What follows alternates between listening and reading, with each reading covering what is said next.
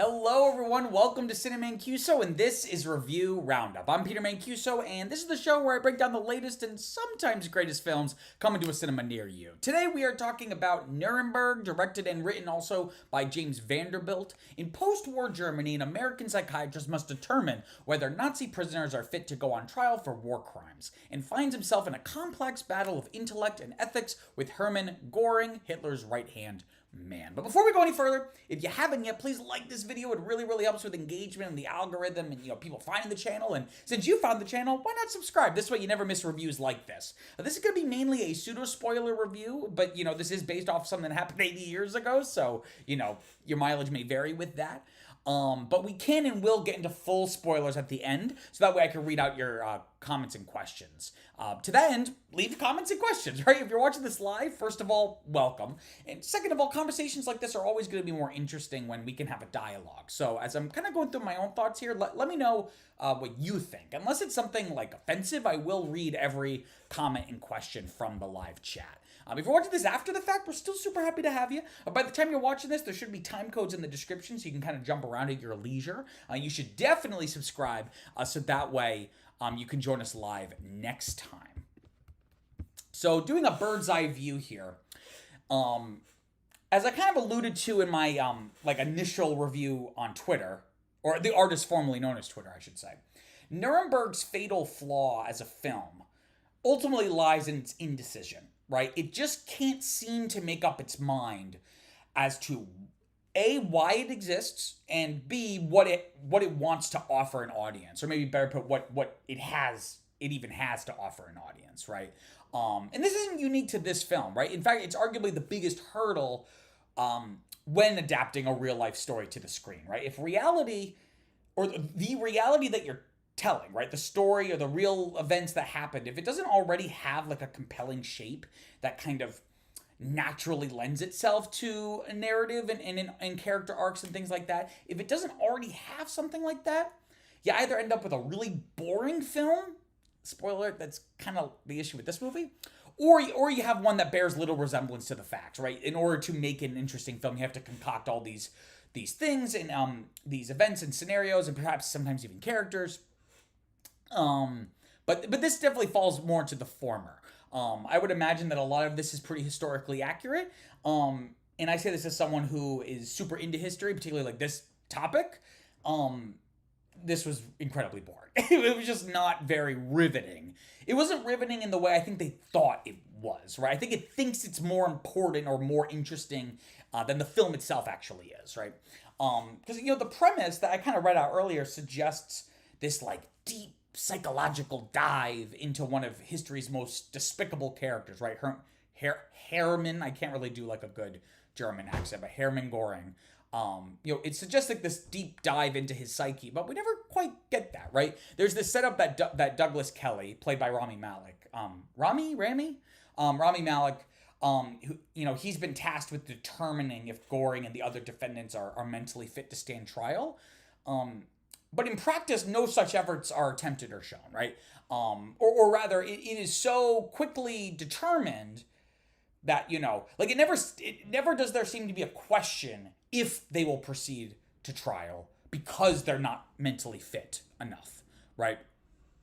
The film would have been better off, or at least been more honest with itself, had it used this Kelly character to explicitly help the prosecution in helping build their case, right? And to be sure, Kelly does end up doing that more or less, but closer to less, right?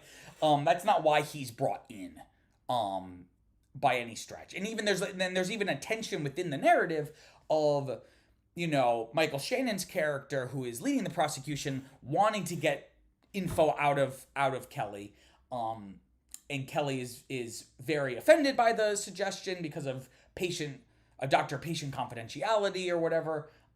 I say whatever as if it's not one of the bedrocks of the mental health, treatment industry, right? But spoiler, he ends up just being oh, fuck it, I'll just give you all my stuff anyway, right? So it would have just been better, had that just been the setup from the beginning, right? And again, I guess that wasn't really the real world history, right? So that's why you're between a rock and a hard place, right? And and there's another movie that I don't want to mention just yet, but like there's ways you can do it where you're tackling the overall idea of the history, but you're fictionalizing it, right? So that way you have a little bit more liberty as to like the character arcs without compromising the intrigue of the history itself and the lessons that we can learn from it, right? And furthermore, the insight that he provides to the American and British prosecution doesn't seem particularly incisive or useful, right? It's made to be like this big moment. And again, I'm sure this maybe played out exactly as it did in history.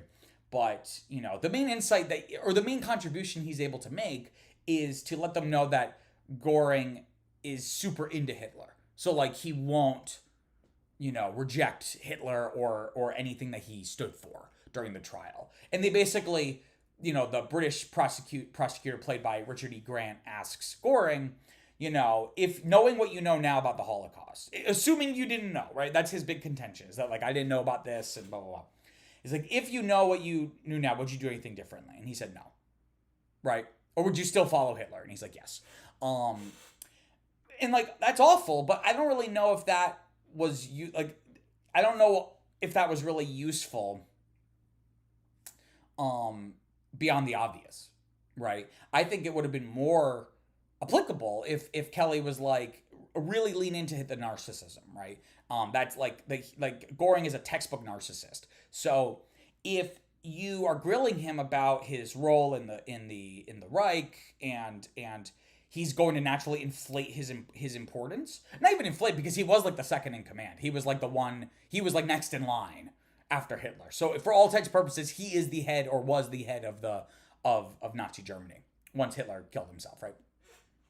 And, he has such an inflated sense of self that if you keep kind of grilling him on that, blah, blah, blah, then, you could then ask, okay, so then explain how if you were essentially the mastermind behind the Third Reich, how you could not know that this was happening, right? That seems like a more obvious kind of way to hit him where it hurts, in a sense, right? But again, as it stands, Kelly's contribution is kind of wishy-washy, right? Again, I don't know the particulars of the actual history, but my guess is that the real-life Douglas Kelly was given this task, of which the totality was far less extensive or involved than the film suggests, right? Like, you evaluate them for mental fitness, stand trial, and you do that, right? Perhaps Kelly was brought in more superficially to determine these prisoners their competency. But again, if you're like want to adapt this story based off of a book called The Nazi and the Psychiatrist, in order to have like a full feature film, Vanderbilt has to stretch what was there and include additional material that, while also true, is not necessarily cohesively integrated with that larger premise, right? And that additional material is found in the trial itself, right? But Vanderbilt has given him a Sisyphean task, right? Because the best version of that film, of that idea of showing the trials of the Nuremberg, that film already exists. It came out in 1961, Stanley Kramer's Judgment at Nuremberg. And this is what I was mentioning before, right? Where that film notably is more fictionalized, right? It's a fictional judge with a fictional, it's basically a story of judges, right? It's what's his name? Spencer Tracy is the American judge presiding over a bunch of criminals, namely Burt Lancaster's character, who was like a Nazi judge, or at least a judge who kind of enabled the Nazis legally, right? And that film, not only is it easily one of the best films of all time, but it's wrestling with many of the same ideas that are found here, but just better, right? Since that film is primarily focused on Spencer Tracy's character as the judge, and arguably focused on the defense, by the lawyer who's kind of been tasked with defending these Nazis. This film here by Vanderbilt could have honed in on that process of developing the prosecution, right? Which obviously the prosecution's an integral part of Judgment at Nuremberg, but it's not. We're not watching them in the back rooms crafting the prosecution, preparing how they're going to do it. Like, that could have given this film a unique... Because I remember hearing about this movie but before obviously seeing it and going like, oh, question, like they're really like what are you gonna do that Judgment at Nuremberg hasn't already done 10 times better than you could ever possibly do it? And that would have been a new angle, right? But ultimately they can't really do that because the basis of this film's existence is to be an adaptation of The Nazi and the Psychiatrist and really focus on that framing. But again, it's clear that there wasn't enough there, or Vanderbilt didn't feel like there was enough there to build out a full thing. So you kind of have to start bringing in the trial and Michael Shannon's character and all these extra little bits, right? So as it stands, the most interesting idea he found here, which again is not absent from Judgment at Nuremberg, but it is nonetheless the most interesting idea found here. It's already well established by history as well as films and stories and things. But this idea that, like Kelly makes it very clear his initial ambition is to be the one to discover the thing, right? To classify something pathological or psychological, or perhaps even biological, that makes the Nazis different from other people. That which allows them to commit such horrendous acts of horror, right? And evil. But he discovers, or rather, maybe better put, he realizes, right, that there is no special differentiation, right? In that the scariest thing of all is that the Nazis, they were just normal everyday people, right? Who either capitalized, the Germans, they were either the Nazis, like the ones who capitalized on social anxieties, or even just the normal German populace who allowed themselves to be ruled by those social anxieties and give over, and enable the worst aspects of human nature, right? And to say that the Nazis were just normal everyday people is not to absolve the Nazis at all, right? Rather, it highlights the evildoer. It highlights that the evildoers of history are not one-dimensionally evil, right? For example, Göring, in that he sincerely loves his wife and daughter. He can be charming, right? And we as a society, we get into dangerous territory if we just assume that the bad guys will always be obviously bad. And I think about this a lot, and I think this is why this film was made now. Is that this is obviously this is as compelling of an idea as it is timely, right? Not just the Nazi part, right? But specifically the idea of like what makes a Nazi. And again, that answer just being a normal average person. And I think, and I also talk about this with like the Me Too movement and cancel culture. I'm fully for those things. Like, don't get me wrong. I don't want people to be like, oh, no, I'm canceling you now. Like, I'm fully for everything that those movements, all of their ambitions, right? But, like take someone like, I don't know, like Woody Allen, right? And if it makes you uncomfortable knowing what you know about Woody Allen about him as a person, if it makes you uncomfortable to watch his films with that knowledge, then don't watch them. But to suggest that no one should ever watch them, ever, especially, I'm more than happy to not watch any of his mediocre movies, but like something like Annie Hall, it's not so much an issue of separating the art from the artist, because that usually comes down to like, it's very transactional for me, where it's like, I'm willing to excuse all that stuff because I'm getting something out of it that I want. But rather, if we stop watching the phenomenal movies made by awful people, then we start to kind of reinforce the idea that awful people cannot make good movies, right?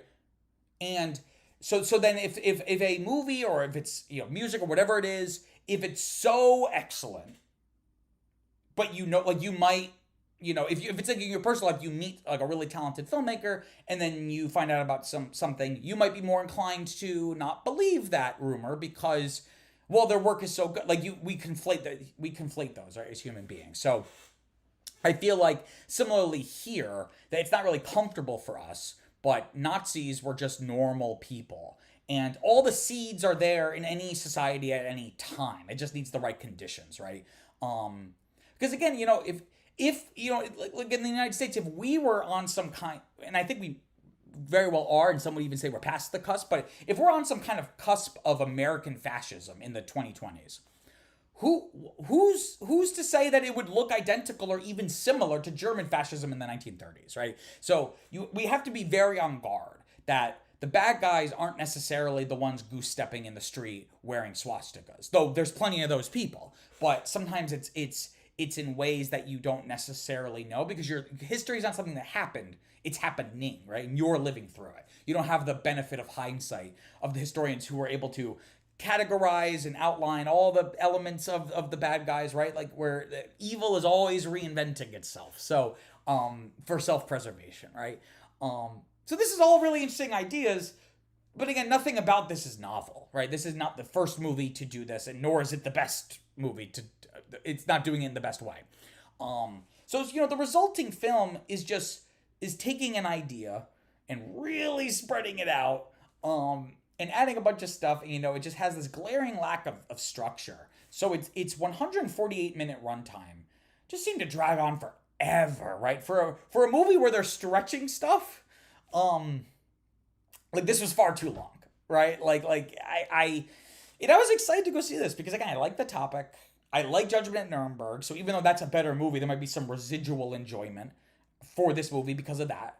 But it was a slog, right? And, it's not so much about the runtime itself, but it's how that runtime is used. I think it was Roger Ebert who, I've said this many times. I don't know if I've ever said it on this channel, but, Roger Ebert once said a great movie is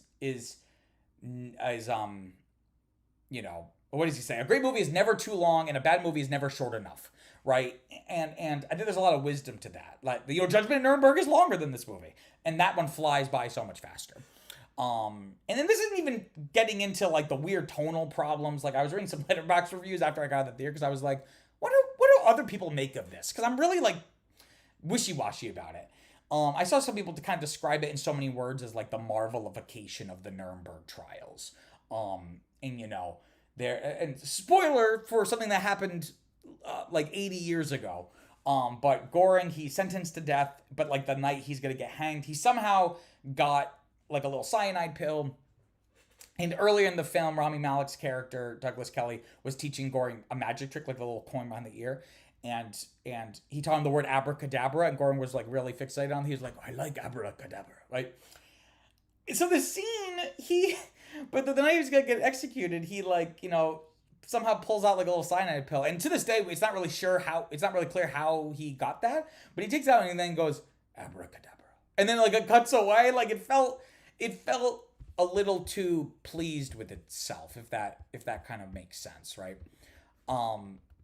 But looking at those characters, right? Although this film has a stacked cast, Russell Crowe, Rami Malek, Michael Shannon, Richard E. Grant, others et al., right? Despite the stacked cast, there really aren't any standout performances that could potentially save an otherwise aimless film, right? It doesn't help that our central character, Douglas Kelly, struggles to become anything particularly meaningful or interesting in a narrative sense. Though that is something diegetic, right? Where this idea of like him wanting to leave his mark on history. But Douglas, I'll tell you what, start with making an impact on this movie, and then worry about on history, right? And Rami Malek, he's a good actor. Though I was thinking this when we walked out, like, I don't know if he's as good as the industry makes him out to be. I think he's just been riding Mr. Robot fame. Especially, but that worked because Rami Malek's a very like weird actor, and that character was very weird. But he just gets cast like in normal roles, which is always sometimes interesting because it adds like an interesting flavor to what otherwise would be like a pretty straightforward role. But sometimes it doesn't feel intentional, and it feels like the script and the direction and the performances aren't talking to one another, right? But, even with all that said, there's only so much that Malek can do with the material that he's been given, right? We never really get to see his obsession with his subject, right? Something that makes these kinds of stories really strong. And notably, Vanderbilt did write Zodiac, after all, which is all about just becoming so consumed in like a puzzle. And that's what I thought this was going to be, was the Kelly character trying to unravel this puzzle, and get sucked into it in the process. I don't really quite get that. And furthermore, it's unclear what Kelly's arc is really even about, right? Like, what does the character learn by the end, right? How has he changed? Again, his contribution to the prosecution should have been the insights into Göring's narcissism, like I was saying before. But as it stands, his contribution is so like that culminating critical choice at the end doesn't really feel like a culminating. It doesn't really feel like it's culminating anything, and it doesn't seem super critical. And I would argue it's not even really a choice. So and by far the more interesting character is Göring. Russell Crowe does a solid job here. Though his performance is decidedly one note, right? It always feels like he's an actor in a movie doing a performance, even if it's like a semi-enjoyable performance, right? And again, the film itself is wishy-washy. It can't seem to make up its mind as to how we're meant to feel about him. And this is not a case of the film forcing us to reckon with a moral ambiguity. It just feels sloppy, right? I have no problem with making us sympathetic to a Nazi, in the sense that stories are about trying to understand people. So while you can be sympathetic, it doesn't absolve them of like the awful things that they did. And maybe sympathetic's the wrong word, and more it would provide a fuller understanding of them, right? I don't really know if this film does that. Also, Michael Shannon is here, by the way, right? He plays like the prosecutor. He's like a justice in the United States. I forget his name. But again, it's easy to forget his inclusion in this film because his performance feels so neutered. And again, that whole kind of side of the film is kind of injected here almost as like a antibiotic to the initial premise is kind of thinness. There's only so much you can really do with that. Arguably he should have been the main character, right? Because I've said, if I think the better version of a new Nuremberg movie would really be to focus in on the prosecution and developing that case law, because they pay lip service to like, oh, we're using new case law. It's like, how did you come up with it? Like that would have been interesting to see those conversations. But again, it just would have been a completely different kind of movie. It would have been very procedural. And also, again, it would have just completely moved away from the initial impetus of the source material, like why this film was even greenlit. And just very quickly here, it's only fitting that a conventional movie would have conventional filmmaking behind it, right? Scenes are laid out, they're plainly shot with nothing particularly noteworthy about them. A compelling script can take you a long way. But film is a visual medium first and foremost. So it doesn't matter how compelling your script is and your ideas. It's ultimately the filmmaking is what brings those ideas to life. But the issue here is that it neither has interesting filmmaking or a compelling script. So you're really kind of caught, and which is a shame because again, Zodiac is like one of the best films ever made. Easily one of the best of the century, if not of all time. So maybe Vanderbilt should just stick to writing, maybe. Even though writing is a good here, but maybe he was just splitting his attention too much, and, maybe it would be better if he, focused more on the actual crafting of the narrative and the characters and their arcs, right? Because that's what makes Zodiac interesting. A lot, of course, with David Fincher's incredible direction, but it really, is, it's really about that journey. And we don't really get a journey here, I would say. All right, so it's time to look at some comments and questions, and there's none. No one has left a comment or question. Again, like I said, this is always more engaging and interesting I think for both of us, if I have something to kind of respond to, because you guys will make me think of things I had never thought of before, or remind me of something that I forgot to put in my notes. So, I'll leave it be for now, but it's don't be shy. I'll read anything you write about it, So if you're watching, you want to put any kind of comments or questions in the chat, feel free to put that in there. But I'm going to move on, I guess, to my final thoughts here. Overall, I think this film could have been a lot better. But I say that instinctually, but part of me is like, again, if the assignment is to adapt The Nazi and the Psychiatrist, again, I haven't read the book.